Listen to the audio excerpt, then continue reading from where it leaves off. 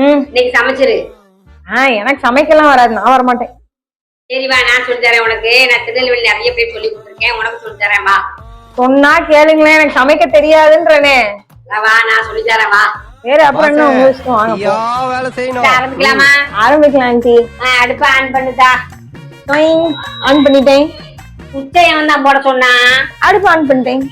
இத வச்சு ஆன் பண்ணு. நான் எலக்ட்ரிக் ஸ்டவ் நினைச்சேன். ஆன் பண்ணிட்டியா? அந்த சட்டி எடுத்துங்க வை.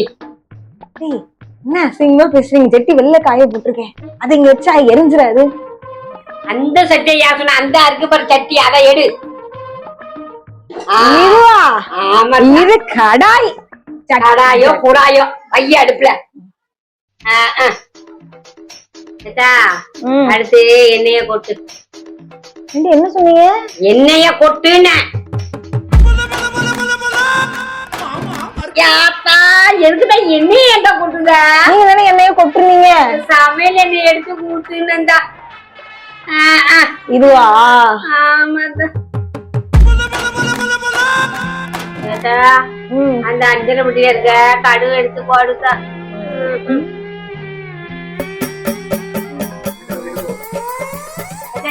கிடக்கா ஆண்டி, இந்த 5 பெட்டினீங்களே, 5 பெட்டியும் காணும், 1/2 பெட்டியும் காணும். எங்க சீக்கிரம் சொல்லுங்க, என்ன காயுது? நீ சமைக்கவே வேண்டாம், போய் பிக் பாஸ பாரு போ. என்ன செஞ்சா செய்வோம்.